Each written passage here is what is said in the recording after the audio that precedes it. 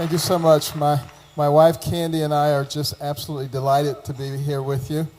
And I know that we're running a little bit late, and I will tell you that I have spoken in lots of different venues, including some Baptist churches. And you know how they start about 9:30 Sunday morning and end on Tuesday. But we're going to do a little bit better, and we're going to try to make up a little bit of time here. But, you know, I actually have some very serious things to talk about here tonight, because our country is in a lot of trouble. It's really in critical condition at this stage, and we really can't afford. I can't hear. Is that better? All right. Our country is in critical condition right now, and if we don't do something about it in the relatively near future, it's going to be over. I want you to think about the fact that if we get another progressive president in place, and they get a chance to appoint 3 more Supreme Court justices, that's the end of the United States as we know it. So this is the most serious situation we've had in a very long time. What's going to have to happen is that Republicans, conservatives, people of faith, and people with common sense have to get together. They have to get together.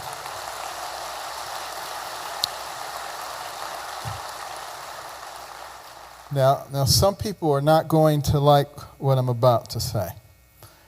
But after the primaries are over, if your candidate didn't win, don't take your marbles and go home. You still need to vote for whoever won. Okay?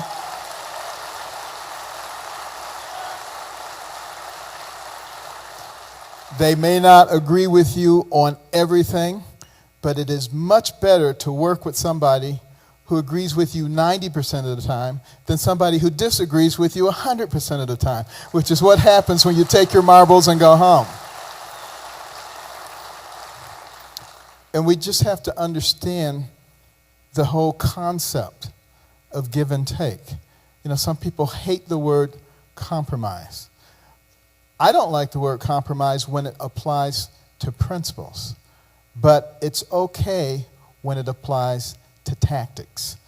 And I'll give you a perfect example from the Bible. The story of Esther. You know, she hid the fact that she was a Jew. I'm sure some people were quite offended by that. She's ashamed of her heritage. She doesn't want anything to do with us. But she had a larger plan in mind. And when she was able to marry the king, she was able to save her people. This is the way we're going to have to think. All of us together, we have to look at the big picture. We are trying to save the nation right now. So we cannot have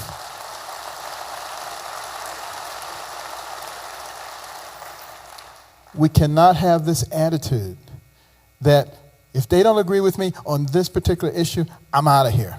That's craziness. That's exactly what the secular progressives want us to do. They revel whenever they hear a conservative say, nope, he's a rhino, he's a whatever, I'm not dealing with him, I'm going home. They rejoice when they hear that. You will be able, with the right kind of leadership, to herd the rhinos, and they will move in the right direction. Okay?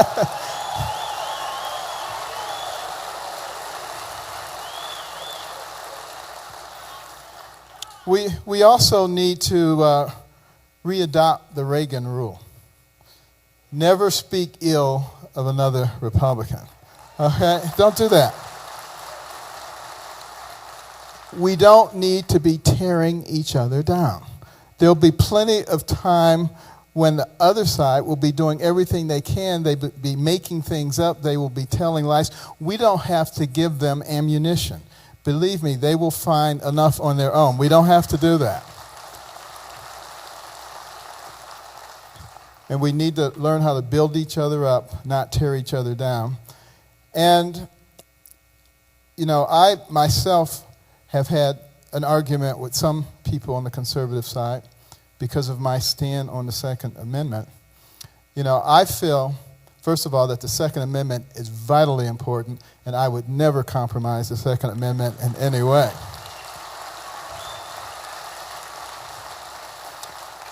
It was put there for a very specific reason, so that the people could act in support of the military in case of an invasion, but more importantly, so the people could protect themselves from an overly aggressive government if that ever happened.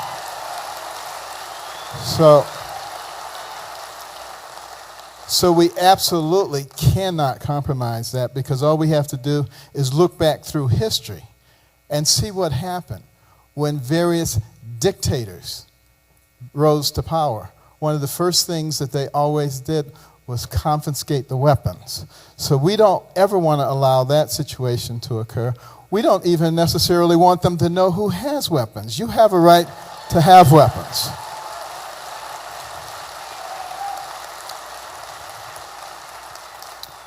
What I have said, which has caused some people concern, is that there are areas of our society where there is an inordinate amount of gun violence, and sometimes very heavy weaponry is utilized.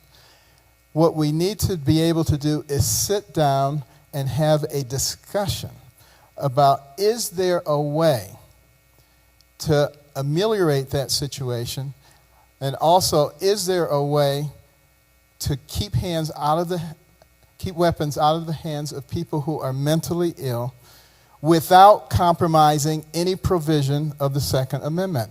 That's what I've said. We need to be able to do that. And we never will resolve problems if we can't talk. If we get into corners and we say, absolutely cannot talk about that. You see, that's what the left does. And that is called intolerance. And that is not who we are. When I talk about we, I'm talking about people with common sense, who have the ability to use their brains to actually solve problems. That's what we want to do. As far as immigration is concerned, obviously, all of us are immigrants at some level.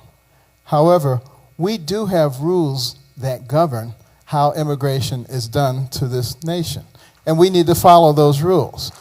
And as far as the border is concerned, we have the ability to secure the border. We just don't have the will to secure the border. We have what we need to do that. We have 10,000 drones. We have all kinds of technological things. And all we have to do is consult some of the people who have developed all kinds of ways of keeping people out of their territory. And we can take the best of those things and we can multiply them. But we can absolutely do that. There's no question about it. But the other part of it is we have to reduce the incentive for people to want to come here. That's how you fix the problem. I guarantee you that if you remove all the goodies, people will find a way to get out of here just like they found a way to get in here. And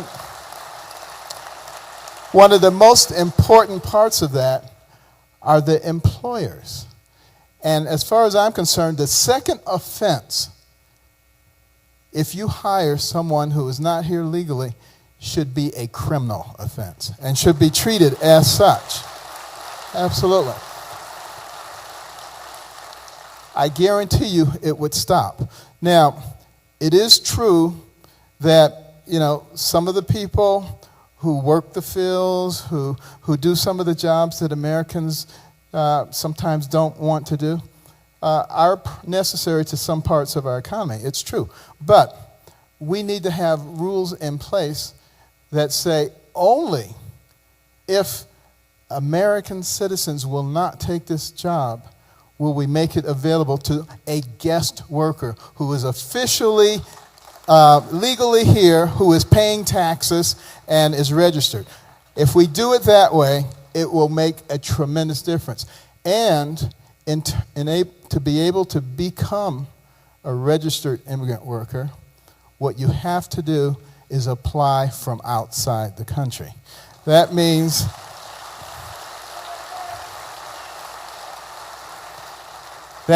if you're here illegally and maybe you have an employer, you need to talk to that employer and get them to verify that they want to bring you back. There'll be a process put in place where they can request to have you come back. They've already met the requirements that there's no American citizen who will take that job.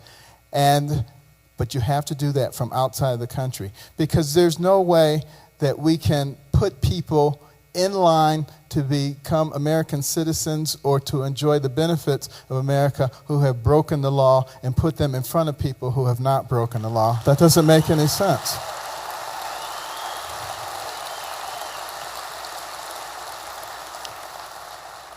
And then there's the issue of health care and health care reform.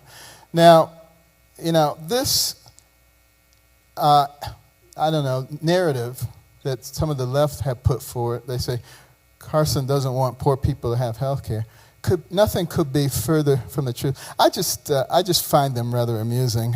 I remember, a few weeks ago, I said that, the VA scandal was a gift from God because it shined light on the fact of what happens when you put all these bureaucrats between patients and healthcare providers. And so what does some of the left-wing media do? They say, Carson said God wants veterans to die. I mean, they're so ridiculous. It's almost funny. But I absolutely think that we have the capacity and we're compassionate enough to provide health care for all of our citizens. But we need to do it in the right way. We need to do it in a way where the care is between the patient and the physician, and we get rid of all the people in the middle. That's the problem with the VA system.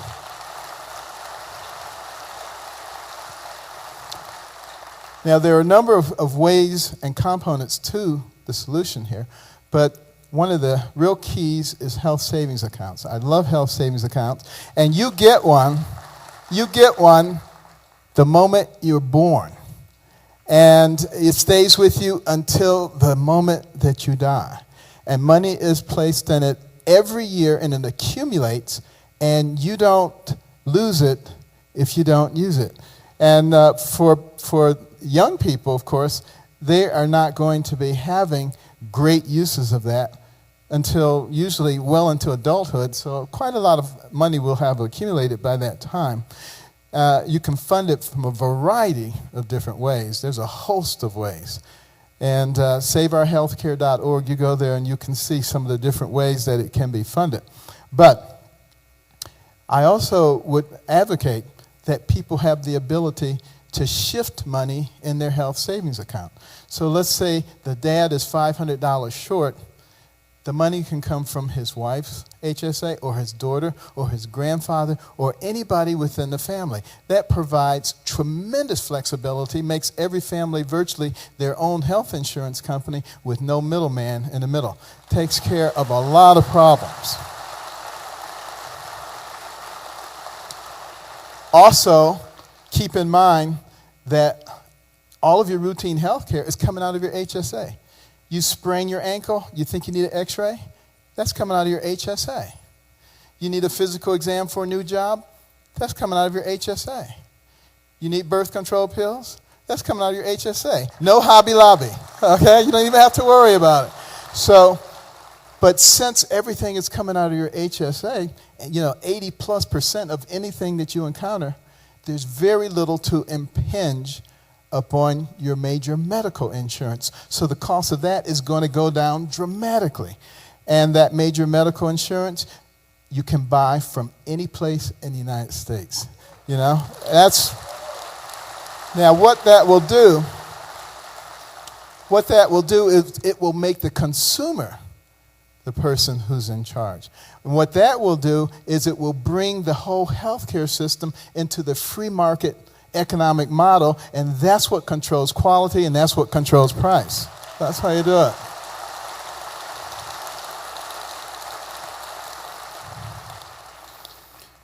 But unfortunately, we have a lot of components to this sickness in the United States. It's not just a healthcare problem. We have a fiscal problem. We now have a $17.5 trillion going on $18 trillion national debt. That is a crime against all of those who follow us in the future. And let me tell you how much money that is. If you try to pay back $18 trillion at a rate of $10 million a day, $10 million, that's a lot of money. $10 million a day, 7 days a week, 365 days a year, it would take you 5,000 years. That's how much money we are talking about. That is absurd. How do we ever allow something like that to happen? But why is it there? Because we can print money. We are the reserve currency of the world, a status that generally goes with the number one economic power in the world, which we have been since the 1870s. That position is under threat now, of course. China's moving a little bit too fast. We're moving a little bit too slow. We're not moving at all, really, at this stage of the game. And so what if we lose that designation at some point? May not be the China. It may be a basket currency where they take several different currencies and make up a reserve currency. There's much talk about that already. And we no longer have the ability to print money. What happens? Virtually overnight, we become a third world nation. Everything that everybody's worked for, Occupy Wall Street will be a walk in the park compared to what you will see going on at that point. And that's why it is absolutely critical that we mobilize right now with our spheres of influence, all the people that we know, our extended family, our friends, our neighbors, our coworkers, our fellow church members, everybody in your sphere of influence. You need to be talking about this problem. And you need to be informing yourself of who your representatives are. I don't care whether they're Democrats or Republicans.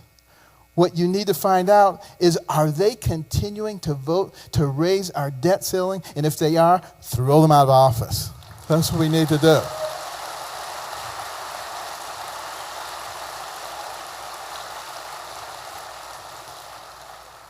We simply can't afford to go any further. And we need to shrink the government. It's too big. In 2010, if you take the income of everybody who makes $69,000 and above, it comes out to $5.1 trillion. That's a lot of money. The federal budget that year was $3.5 trillion. 60% of everything the middle class and above makes for the federal budget. I mean, that is ridiculous. And then you have people like Nancy Pelosi saying, you can't cut one penny without hurting people. Are you kidding me? I mean, that is absolutely absurd. What we really need to do is we need to shrink the government, and I have a very good way to do that. Thousands of government employees retire each year. Don't replace them.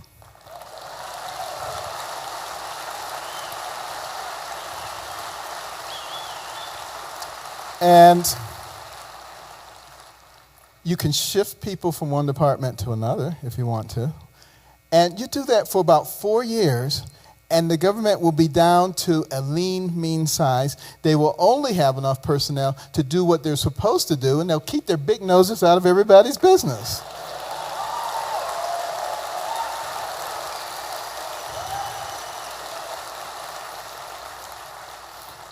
Now, I would add one agency, however, to the government. It would be a covert agency,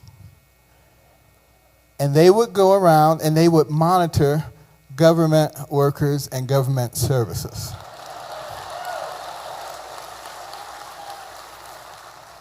And people who were irresponsible, lazy, and unresponsive would find themselves with a no job. That's the way it ought to be done.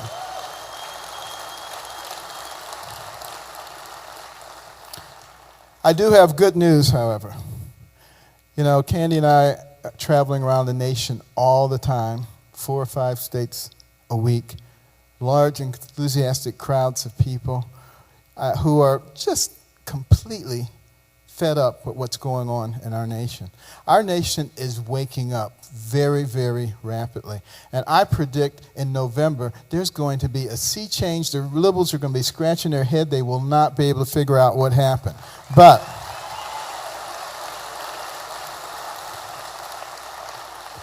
you see, that has to be only the beginning. We cannot be satisfied with that. We need to go on, and we need to win in 2016. And when I say we, I'm talking about people with common sense.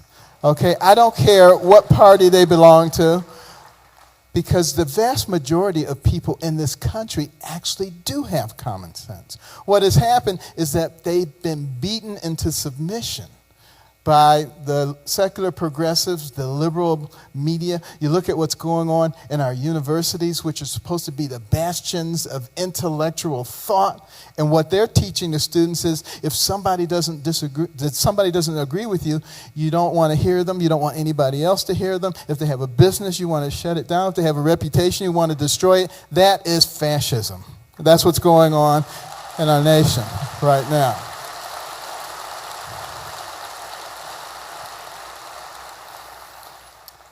When we get the majority in the Senate, we really need to start talking about how do we deal with the poor people in our country, with the indigent.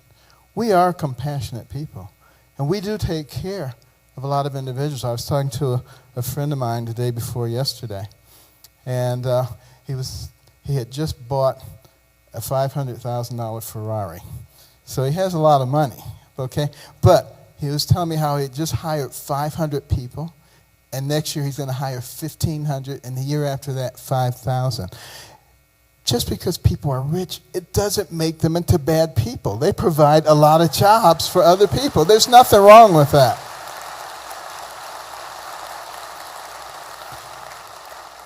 But what is truly non-compassionate is looking at poor people and saying, you poor little thing. You can't do anything for yourself, so I'm going to give you free health care and food stamps and a housing subsidy and everything that you possibly need because you can't do it for themselves. And those bad rich people, they are the ones who are causing your problem. And everybody knows that that's not true. That is the worst thing you can do because that makes people dependent. That is cutting their legs out from underneath them. That is not what we need. We need everybody in this country. We need to develop all the talent that we have in this country if we are to survive. You know, India has more than 1 billion people. China has more than 1 billion people. We only have 300 million people. We need to cultivate every single one of them. And that's what's going to make America strong. And we need to utilize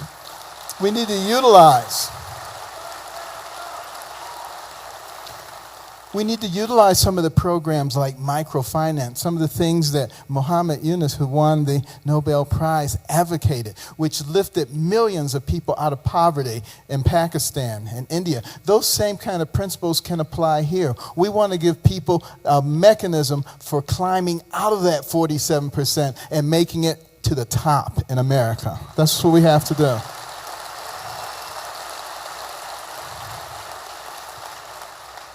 We need to think about the fact that God has blessed this country with abundant natural resources. Our EPA shouldn't be used to stifle the development of those, but rather to work with universities and industry to develop those things.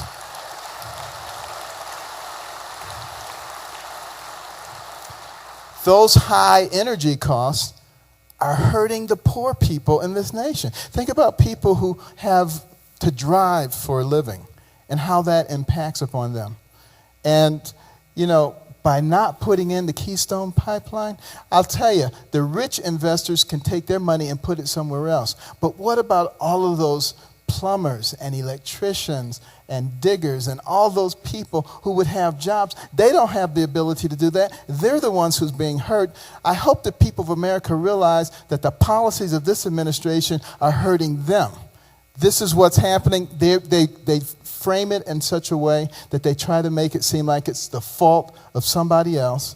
And I hope that those people who are really being hurt are starting to wake up. And I will tell you something that's very encouraging. When I'm out in the public and I'm walking around, a lot of people who are the workers of this society, the hard workers, the low-income people, come up to me and they say, "Doctor, you got to run. You got to save us." There are a lot of them who do that.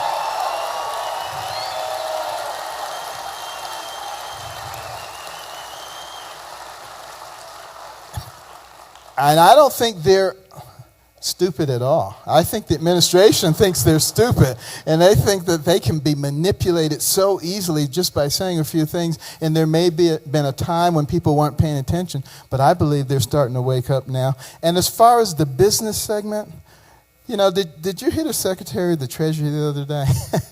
I thought that was hilarious when he said, "Oh, well, maybe we got the highest corporate tax rate in the world, but, you know, companies should do their patriotic duty and pay those taxes." Are you kidding me? I mean, why do people go into business? They go into business to make money, not to support the government. And a smart government knows that. And, you know, you're talking about the most dynamic, powerful economic engine the world has ever known.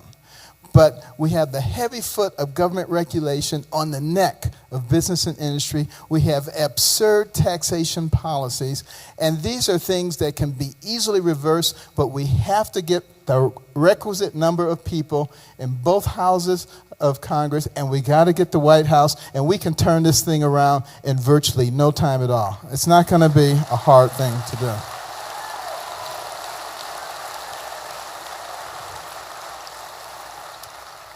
And, you know, in terms of foreign policy, we do not need to stick our nose in everybody's business, but we do need to lead. We are the pinnacle nation of the world.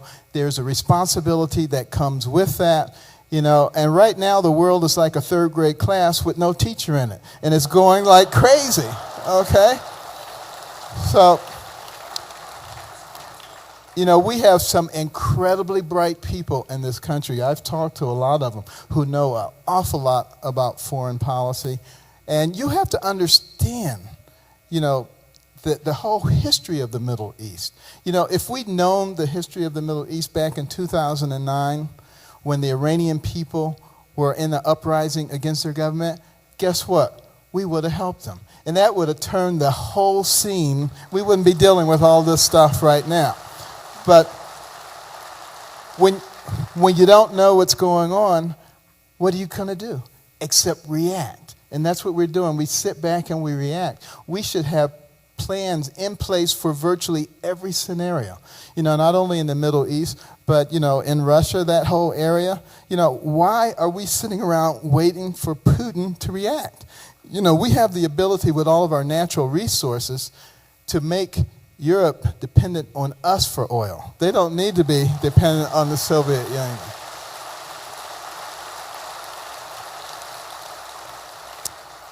And we need right now to be formulating treaties with all the former components of the Soviet Union, which will make it much more difficult for Putin to get in there. We need to put him back in his box because we don't need another Cold War with the Soviet Union. But we have to think about that now. And when we do get back in power, and we are going to, because I can tell you something, there are enough God-fearing people in this nation, God is not going to turn his back on us. Will not do it. Okay? But when we do get back in power, and again, when I say we, I'm talking about people with common sense. We have to take the Constitution and put it on the top shelf once again in this nation. And then we have to govern for all the people, and we will not pick and choose which laws we want to enforce, and we cannot have favorite groups because there's only one special interest group that we should be interested in, and that is the people of the United States of America. And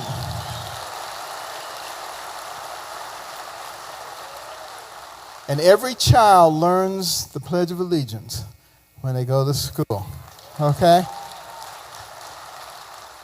And it's wonderful because it says we're one nation under God, indivisible, with liberty and justice for all. But think about what's going on right now.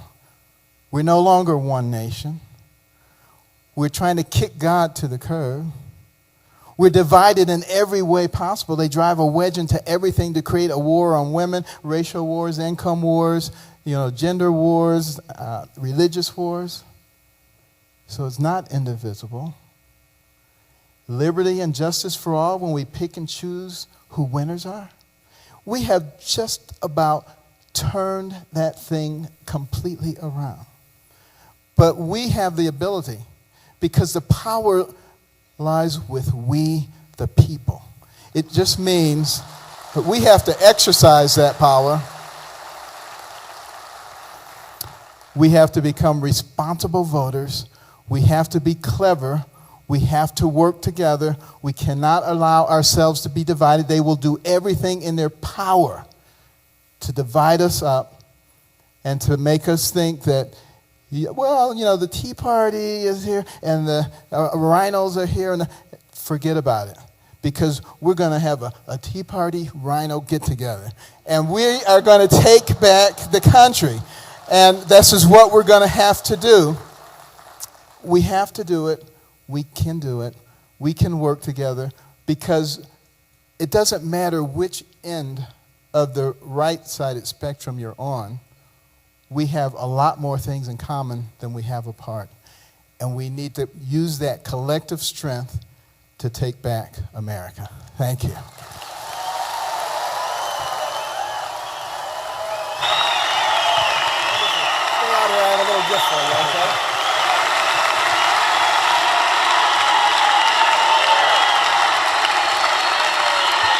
Ben Carson. You talk about health care. You talk about America's political health. Ben Carson.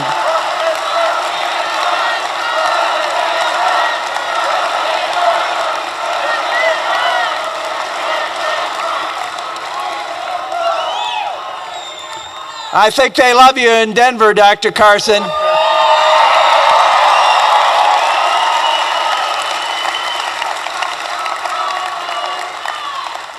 We want to make a gift to you and Candy to take home. Our artist in residence of the Western Conservative Summit, a very gifted caricature and portrait artist, envisioned Ben Carson in surgical garb doing life-saving procedure for our beloved country. How about this? I love it. There's America on the operating table. We're in good hands. We're in gifted hands. Thank you. There you are. Thanks a lot.